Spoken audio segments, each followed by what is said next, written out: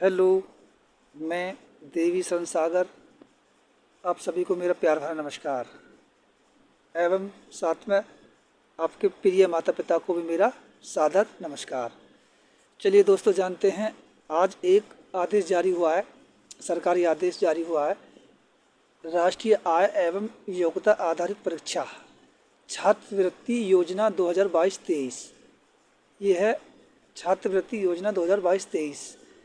आज हम इसके बारे में जानेंगे। इसे फार्म को भरने की स्टार्टिंग डेट क्या है और अंतिम डेट इसकी क्या है। तो आप मेरे प्रिय साथियों, ये जानने से पहले, आदेश के बारे में पूरा डिटेल जानने से पहले मेरा चैनल सब्सक्राइब कर लीजिए ताकि आने वाले वीडियो आपको आता रहे।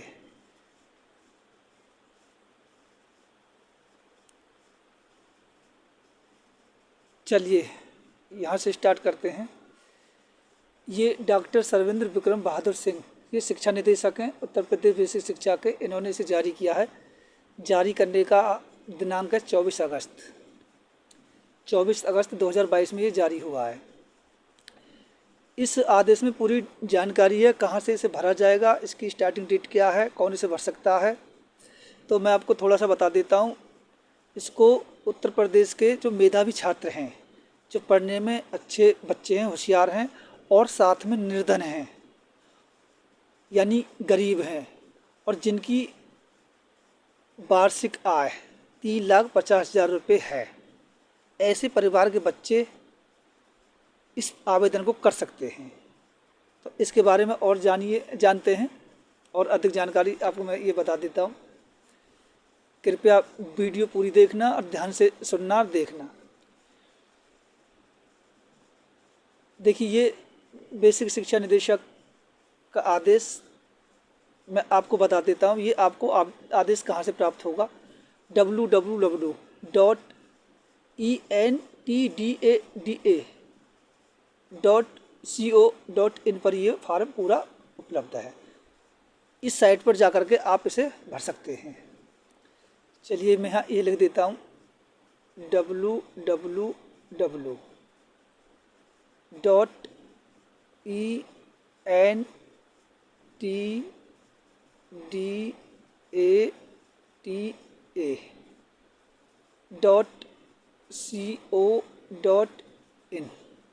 ये इस साइट का पूरा एड्रेस है। इस साइट पर जाकर के, इस लिंक पर जाकर के आप इस फार्म को भर सकते हैं।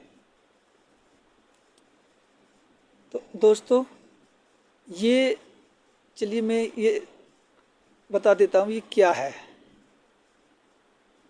ये देखिए, ये योजना क्या है। इस योजना का उद्देश्य है मेधावी किंतु निर्धन छात्रों को मैट्रिक के उपरांत अध्ययन के लिए, यानी मैट्रिक पास करने के बाद अध्ययन करने हेतु छात्रवृत्ति देना है, वजीफा देना है, ताकि वे निर्धनता के बावजूद अपना अध्ययन जारी रख सकें। ग्रामीण क्षेत्रों के कक्षा 6 से 12 तक के मेधावी बच्चों के लिए ये छात्रवृत्ति योजना लागू है। इस योजना को 1971-72 से लागू किया गया है, जिसका उद्देश्य अध्ययन करने के लिए समान अवसर उपलब्ध कराना है। चलिए थोड़ा मैं अब यहाँ आपको डिटेल से बता देता हूँ। आप अवगत हों कि राष्ट्रीय आय एवं योग्यता आधारित छात्रवृत्ति योजना परीक्षा सत्र 2023-24 ये हर साल निकलता है कि परीक्षा हेतु ऑनलाइन आवेदन दिनांक 29 अगस्त से प्रारंभ है। 29 अगस्त 2022 से ये आवेदन शुरू होने जा रहे हैं। आवेदन ऑनलाइन की जो अंतिम तिथि है वो 24 सितंबर 2022 निर्धारित की गई है। ये यहाँ लिखा हुआ है। ऑनलाइन आवेदन करने तथा परीक्षा के संबंध में विस्तृत जानकारी के लिए वेबसाइट को मैंने अभी आपको बता दिया है, www.entdata.co.in। यहाँ पर राष्ट्रीय आय एवं योग्यता आधारित छात्रवृत्ति योजना परीक्षा सन 2023-24 दिनांक 6 नवंबर 2022 को जनपद स्तर पर प्रातः 8 बजे से 11 बजे तक होगी। इसे समझिए जो ये फॉर्म भर जाएगा 29 अगस्त को आप फॉर्म भरना शुरू करोगे। 24 सितंबर की लास्ट डेट है। उसके बाद में इसका परीक्षा का दिनांक जो बनाया गया है वो 6 नवंबर 2022 है। 6 नवंबर 2022 को हर ज़िले में 8 बजे से 11 बजे के बीच होगी। उसके लिए आपको अलग से एक एडमिट कार्ड इशू होगा। राष्ट्रीय आय एवं आधारित छात्रवृत्ति योजना परीक्षा हेतु क्या क्या अर्हताएँ हैं, इसे कौन भर सकता है। अब आपको यहाँ ध्यान देना है कि इसको आप कौन कौन इसे अप्लाई कर सकता है। शैक्षिक सत्र 2021-22 में कक्षा 7 की परीक्षा न्यूनतम 55% जनरल के लिए, SC ST के लिए 5% की छूट रहेगी। यानी जनरल के लिए 55% और SC ST के लिए 50% के साथ उत्तीर्ण की हो कक्षा 7। यह आप जान गए होंगे। अगला पॉइंट है, ऐसे छात्र छात्राएं जो सत्र 2022-23 में राजकीय यानी सरकारी अशासकीय सहायता प्राप्त स्थानीय निकाय परिषदीय के विद्यालय में कक्षा 8 में अध्ययनरत हों। यानी कक्षा 7 पिछले साल पास कर लिया हो, इस साल यानी अब आज की डेट में वो कक्षा 8 में पढ़ रहे हों, ऐसे बच्चे इसको भर सकते हैं। अगला पॉइंट, ऐसे छात्र छात्राएं जिनके अभिभावक की वार्षिक आय यानी 1 साल की आमदनी सभी स्रोतों से 3.5 लाख रुपये, 3,50,000 रुपये से अधिक ना हो। यानी इनकी आमदनी 1 साल की 3.5 लाख रुपये तक का कमाने वाला परिवार का पिता है तो वो अपने बच्चे का फॉर्म इसे अप्लाई करा सकता है। साथ ही इसमें ये ध्यान देना है, इस परीक्षा में केंद्रीय विद्यालय, जवाहर नवोदय विद्यालय, सैनिक स्कूल, राजकीय आवासीय एवं प्राइवेट विद्यालय में अध्ययनरत छात्र छात्राएं सम्मिलित होने के लिए अर्ह नहीं हैं। ये भी आपको यहाँ पर ध्यान रखना होगा मेरे प्रियो। केंद्रीय विद्यालय, नवोदय विद्यालय, सैनिक स्कूल, राजकीय आवासीय एवं प्राइवेट विद्यालय में अध्ययनरत। यदि कोई बालक आपका इन विद्यालयों में पढ़ रहा है तो इस फार्म को वो कदाचित ना भरे, ये ध्यान रखिएगा जरूर। राष्ट्रीय आय एवं योग्यता आधारित छात्रवृत्ति परीक्षा योजना में सम्मिलित होने वाले अभ्यर्थियों से कोई भी परीक्षा शुल्क नहीं लिया जाएगा। महत्वपूर्ण पॉइंट, कोई फीस नहीं ली जाएगी आपसे। आगे बढ़ते हैं दोस्तों। राष्ट्रीय आय एवं योग्यता आधारित छात्रवृत्ति योजना परीक्षा हेतु भारत सरकार द्वारा उत्तर प्रदेश के लिए कुल 15,143 सीट का कोटा निर्धारित किया गया है। ये भी ध्यान रखिए, सीमित सीट हैं जिसका जनपदवार अलग अलग संख्या में कोटा निर्धारित है। किस जनपद को कितनी मिलेंगी वो एक अलग बात है, ये इसका अलग से डिटेल पता चलेगा।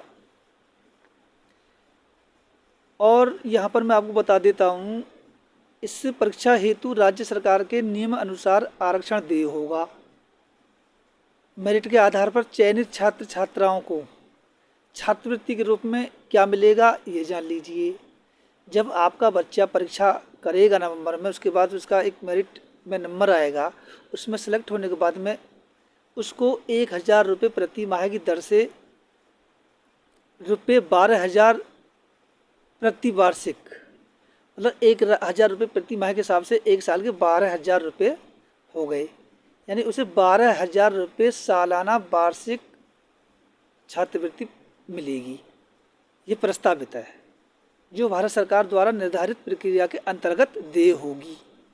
परीक्षा में सफल होने के पश्चात भारत सरकार शिक्षा मंत्रालय, स्कूल शिक्षा और साक्षरता विभाग नई दिल्ली द्वारा निर्धारित शर्तों के अधीन कक्षा 9 से 12 तक अध्ययनरत चयनित छात्र छात्राओं को छात्रवृत्ति देय है।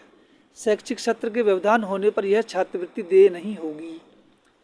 ये सारी चीज़ें राज्य सरकार कंसीडर करेगी, उसके ऊपर डिपेंडेबल रहेगा। चलिए इसके बारे में और आगे जान लीजिए। मैं आपसे उम्मीद करता हूँ कि आपको मेरा एक एक बिंदु, जो बिंदुवार समझा रहा हूँ, समझ में आ रहा होगा। कहीं त्रुटि होती है उसके लिए मैं क्षमा चाहूँगा।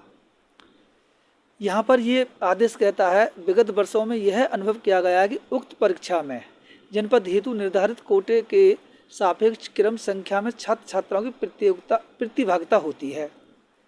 अतः इस संबंध में आपसे अपेक्षा की जाती है कि उक्त परीक्षा में छात्र छात्राओं को अधिक से अधिक संख्या में प्रतिभागिता कराने हेतु जनपद अपने स्तर से खंड शिक्षा अधिकारियों को या ARPs को आदेशित करे, नोटिस बोर्ड लगाए, समाचार पत्र में ऐड दे, वो अपने विवेक से अपने स्तर से इसको मतलब परिभाषित करें सोशल मीडिया के द्वारा। ये इसमें केवल इस पॉइंट में यही कहा गया है, ये डिपार्टमेंट का काम है, अर्थात अधिक से अधिक विभाग इस खबर को प्रसारित करे जिससे कि होनहार बालक इस परीक्षा में बैठने से वंचित ना रहे।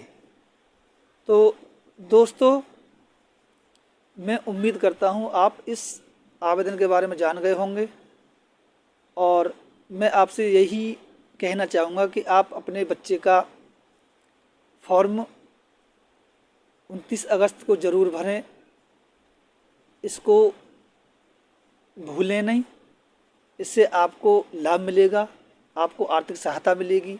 यदि आपका बच्चा इस आदेश की शर्तों को पूरा करता है तो मेरे कहने से प्लीज़ ज़रूर भरिएगा फॉर्म को। एक बार पुनः मैं बता देता हूँ, कक्षा 7 में यदि आपका बच्चा जनरल कास्ट से है तो 55% होना चाहिए, SC ST है तो 50% होना चाहिए और कक्षा 8 में इस समय पढ़ रहा होना चाहिए। और इम्पोर्टेंट बात, केवल सरकारी स्कूल, अशासकीय सहायता प्राप्त स्कूल, स्थानीय निकाय यानी परिषदीय स्कूल का ही विद्यार्थी इस फॉर्म को भर सकता है। इसके बाद मैं एक वीडियो लेकर के आऊँगा, इस परीक्षा का पैटर्न क्या रहेगा मैं थोड़ा सा आपको बता देता हूँ। जो इसकी परीक्षा होगी नवंबर में, उसके लिए प्रश्न का प्रारूप क्या है, क्या पैटर्न है, वो थोड़ा जान लीजिए। मैं इसके बारे में क्लास भी चलाऊँगा। तो इसमें आपकी जो परीक्षा होगी वो 2 पार्ट में होगी। 2 पार्ट सामान्य मानसिक योग्यता परीक्षण यानी MAT, शैक्षिक अभिरुचि परीक्षण SAT। पहला पार्ट प्रश्नों की संख्या 90 रहेगी, दूसरा पार्ट प्रश्नों की संख्या भी 90 रहेगी। इन क्वेश्चन को हल करने के लिए आपको 90 मिनट मिलेंगे। चुनौतीग्रस्त अभ्यर्थियों के लिए एक्स्ट्रा आधे घंटे का समय मिलेगा जो दिव्यांग में आते हैं। दूसरे SAT शैक्षिक अभिरुचि परीक्षण में 35 प्रश्न विज्ञान से आएंगे, 35 प्रश्न सामाजिक विज्ञान से आएंगे और 20 प्रश्न आपके मैथ से आएंगे।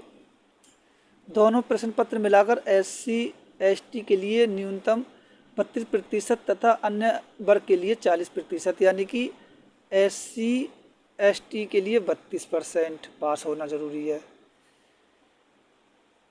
अदर के लिए 40% पर पास होना ज़रूरी है। एक मेन चीज़, नेगेटिव अंकन नहीं किया जाएगा, इसमें कोई भी नेगेटिव पॉइंट नहीं रहेंगे। आपको जो सही है सही है, गलत है गलत है। कोई गलत का वो एक अलग पैटर्न होता है, उसके बारे में हम बताएंगे दूसरी वीडियो में। तो मेरे प्रिय साथियों, मेरे प्रिय बच्चों, आपके फैमिली में इस चीज़ को कोई क्लियर कर रहा है, इस शर्तों को कोई पूरा करता है तो फार्म ज़रूर भरिएगा, बहुत अच्छा हेल्प मिलेगा सरकार की तरफ से। कहते हैं ना कि सरकार एक तो हमको हेल्प देती हैं तो पता नहीं चलता, पता चल जाता हम ले भी नहीं पाते। तो इसलिए आप 29 तारीख को जा कर के इस फॉर्म को ज़रूर डालिए। हाँ, परीक्षा के बारे में मैं अलग से एक दो क्लास लेकर के आऊँगा, बताऊँगा बीच बीच में क्या इसका पढ़ाने का तरीका रहेगा, कैसे बच्चे आपके सफल होंगे, उसके लिए मैं थोड़ा गाइड करूँगा। तो दोस्तों, मैं अपनी वीडियो यहीं समाप्त कर रहा हूँ। चैनल सब्सक्राइब कर लीजिए, इस वीडियो को अपने साथियों में शेयर कर दीजिए ताकि और लोग लाभ ले सकें। तो मैंने उम्मीद की है और करूँगा आप पूरी वीडियो पूरी देखी होगी और समझ गए होंगे। कुछ समझ में ना आए तो कमेंट कर दीजिए या वीडियो को पुनः देख लीजिएगा। तो मैं देवी संसागर का मेरे प्रिय साथियों को नमस्कार, माता पिता को नमस्कार, बहुत बहुत धन्यवाद।